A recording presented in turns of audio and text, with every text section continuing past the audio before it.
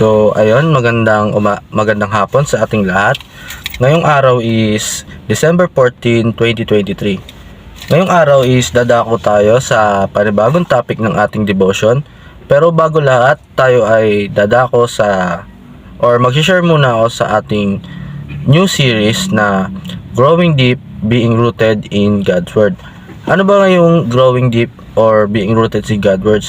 Ayun yung paglago na palalim, or kumbaga ito yung sinasabi ko lagi na lumalago tayo ng lubusan or mas lumalalim yung relasyon natin kay God through reading Bibles or through inaaral natin yung mga salita niya.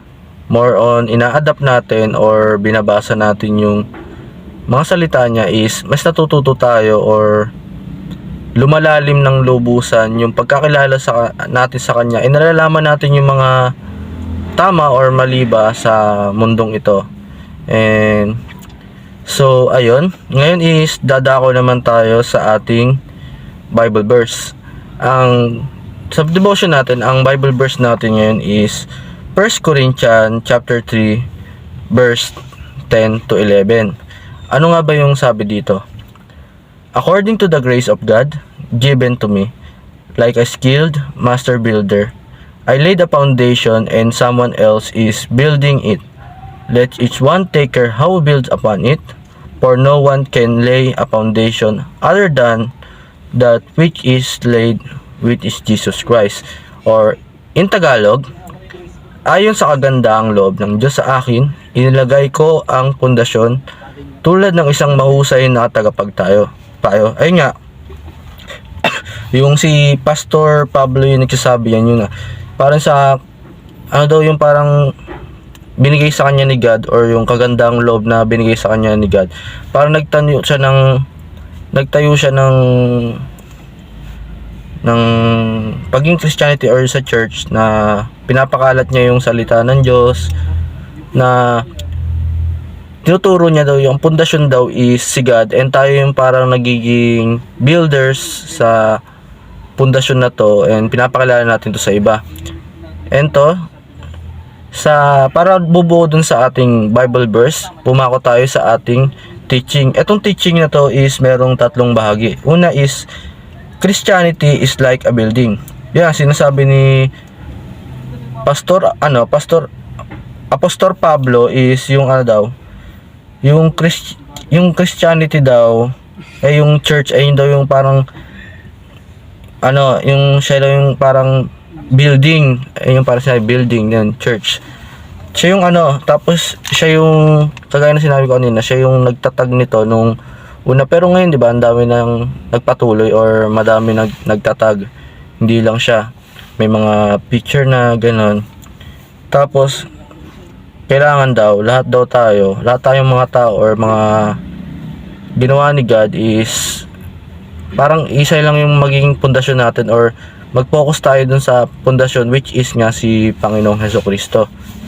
And pangalawa naman is we are all builders with different roles. Ayun, hindi lang naman si Apostol Pablo yung builders, di ba? Tayo din sa mga church natin, di ba? Meron mga bishop, pastor. Tayo, miski tayo, hindi lang tayo yung builders. For example, di ba nga sa construction worker, iba-iba yan. Meron excuse me, may pastor, sa construction worker, merong mason, carpenter, foreman, leadman. May iba't ibang role yan. Pero pag pinagsama-sama mo yun or nag-build na yun, isa lang naman yung goal niyan which is mabuo yung building na sinasabi natin yung sa church, or yung relasyon natin kay God.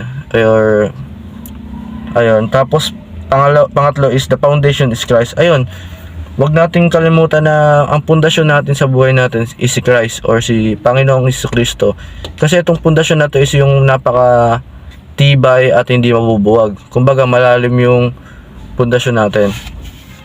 Tapos yun, dumako naman tayo sa ating application.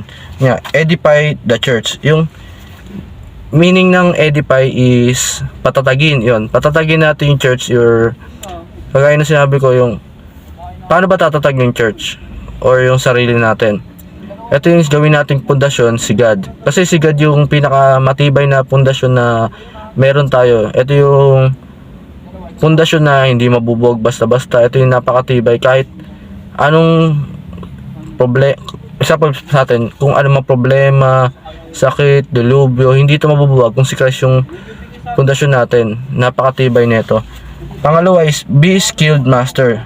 Ayun, maging magaling lagi tayo. Tapos napakaswerte natin kasi sa panahon natin ngayon may church tayo. Kaya payo ko lang is kailangan na natin ng church sa buhay. Kung wala pa tayong church, yun, marap na tayo ng church or kailangan makilala natin to kasi laking tulong talaga nito sa buhay natin eh. Last is build on Christ. Yun, si Kristo yung pundasyon natin. Yung kailangan, yung sa tinatatag nating building is ang pundasyon natin ay si God. Yan sa discussion natin, how do you build the next generation of follower of Christ? Yun, kung si Apostol Pablo nga nilatag yung yung pagiging pundasyon is si God. Tapos yung ibang leader naman sa atin, iba parang may pinapakalalan din si God or may binabahagi sa atin. As a person or followers ni God, paano ba ano ba yung matutulong natin sa kanya, or I mean ano matutulong natin sa next generation para makatulong sa kanila para maging mabuild or gumanda yung mga pakikitungo nila lagi.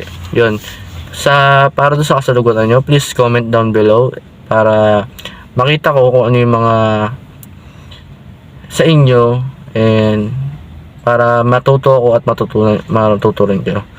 So, ayun, dumako naman tayo sa ating prayer.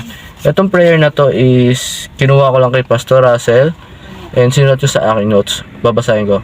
Lord, Father, thank you for calling me to become a member of the church, the body of Christ. I know you have called me to Christian family where I will grow and also help others to grow.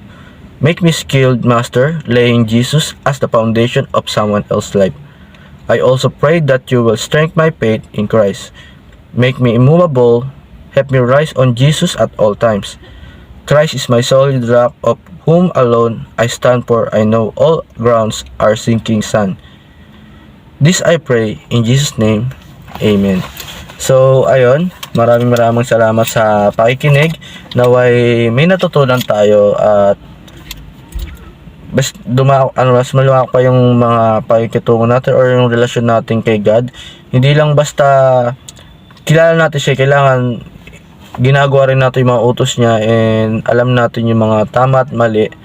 And sa araw na to, sana may natutunan tayo na lagi lang natin tatak sa buhay natin na kung bubuo tayo ng isang relasyon or ng church, mas mabuti kung ang pundasyon natin is si God. Kasi si God yung pundasyon na hindi mawawasak or kahit anumang problema, kahit anumang dilubyo ang dumating is hindi yan mabubuwag. Ito yung solid rock na kumbaga, hindi yun sa buhangin na pag hinangin is tataob. Ito yung sa patabang lupa or sa bato na kahit hanginin yan, kahit sandalan yan, hindi yan tutumba. So yun, maraming salamat sa panonood. Naway may natutulang kayo. And that's all. God bless all.